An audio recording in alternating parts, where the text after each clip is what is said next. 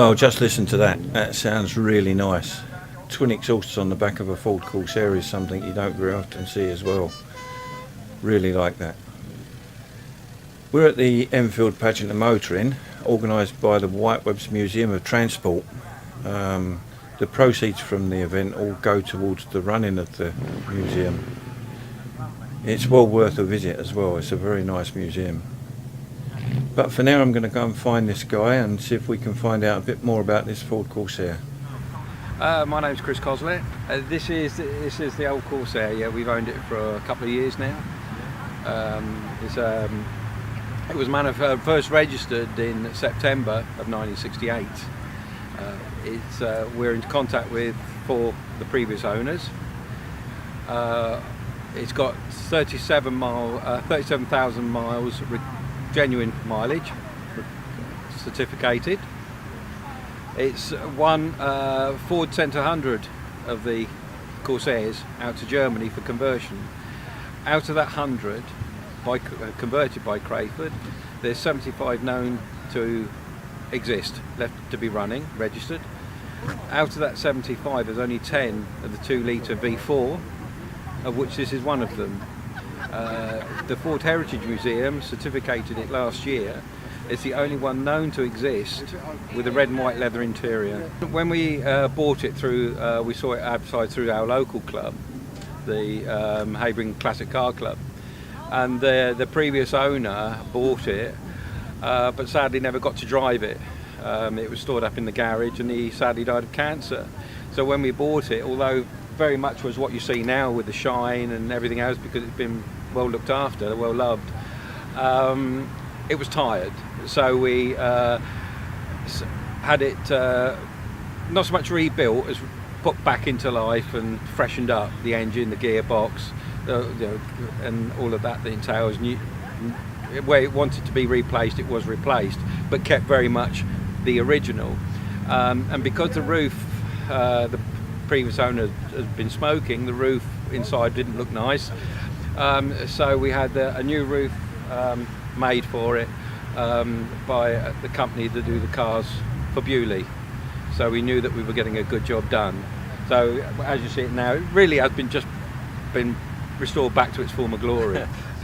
What a lot of people tend to forget is the original radiators were painted black, but underneath you've got a good bit of brass. So anybody that wants to spend a bit of time scraping off the black paint and a bit of polish, you end up with a nice bit of shine that complements the engine. We decided to go for as much as what we think would have been as Ford would have presented it.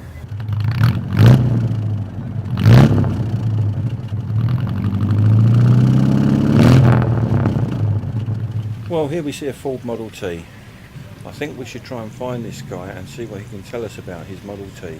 We've had this one about 13 years. Yeah. We bought it as a pile of bits, and my daughter and I restored it completely. We had everything apart and we built it up again, and we restored it to look like a car that's in everyday use. You can see it's not perfect, it's not all shiny.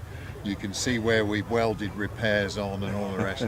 And that was the idea. We did it to a budget, and we thought we want a car that looks like it would have looked when it was in everyday use. We do use it a lot. It goes to the supermarket, gets filled up with stuff in the back, does the trip down to the station, collects people from the station, takes them to the station, that sort of thing. We bought the pile of bits, which was basically all the main parts, but missing a lot of the detail stuff. We bought the pile of bits, I think it was just under 3,000 quid. And then we spent probably about 7,000 restoring it, because we did it to a budget, and the idea was we don't want to spend more on restoring it than it's going to be worth at the end of it. It's a 3-litre engine, it's a big old engine, but it's not very efficient.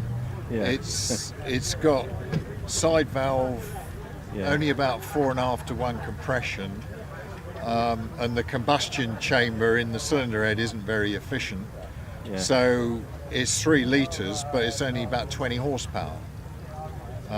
So that gives you It basically, the engine, it's a good puller, it pulls well, lots of torque, Yeah. but you don't rev it very much. You don't have to rev it, it just lugs along. Yeah. We're in the Model T club. It's a good club. They've got quite a lot of members now. It's well run, and they organise a lot of events. There's about 12 or 15 events they organise through the year. Yeah. They got good parts operation as well. You can buy all the parts you need to keep one of these running. That's good. You can buy from the club. I mean, nearly everything for this you can get. Some of it may be second hand and a bit worn, but all the panels you can get repro stuff. I mean, these aren't repro, these are original that we fixed up, but you can get repro panels, you can get all sorts. There's only a very few things that you can't get. But the club specialises in stuff that you really need to keep the thing running and on the road, and it does very well. It's got a good spares operation, and they're a friendly lot. You have good meetings, and you see the same sort of crowd of people each time. We don't do a lot of shows. I mean, we're from Epping, so of course we haven't come very far. Right. But we don't go to too many shows. We like I normally like either to drive it or fiddle with it. But we got a load of friends here today, so we thought we'd come along, and hopefully it'll turn out nice for the rest of the day. I don't know whether it will, but They say not. they're trying to make it rain in the afternoon anyway. But, Yeah.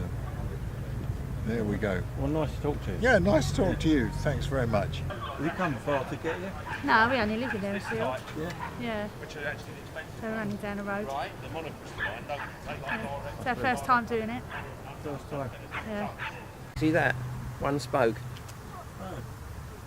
Yeah. I've had people come take pictures of that steering wheel because it's so unique. It's called a Humber Swing Seat Torno.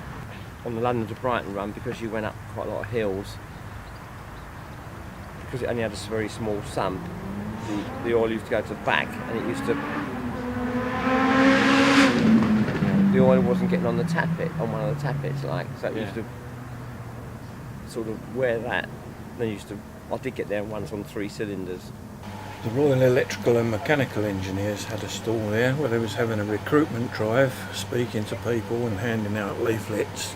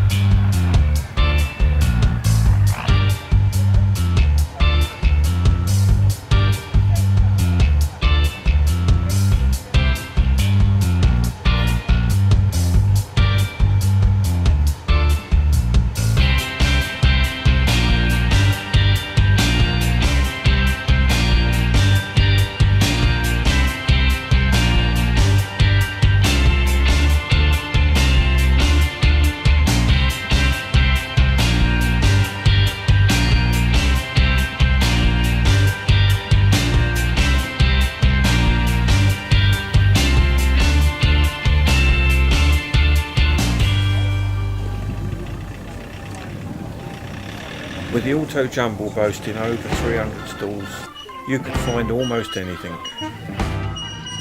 How comes you're starting out? That's it, there were the good old days, eh? Look, you've got a starting angle, look at that. Don't worry about your battery being flat. How comes you're starting out? Right? Make a track of it. An early pitch around the arena, because as the bikes all start up, everybody realises there's something good on. And so I'd recommend you start getting yourselves organised around the arena for about 11 o'clock. Tell us a little bit about yourself. Well, I told me that obviously early runs, series runs, then I had 4.2, and the series 2 got this one, and then on to You want to tell us a little bit about where you are? So we're from Cycle Enfield and Carry Me Bikes. We're over at the far ends by the military stuff, and we're talking about all the recycling initiatives in Enfield, and we're showing off these fantastic carbon bikes, carry me bikes, and you have a test ride on these, get your kids in the front, have a ride around the fields. It's fun actually.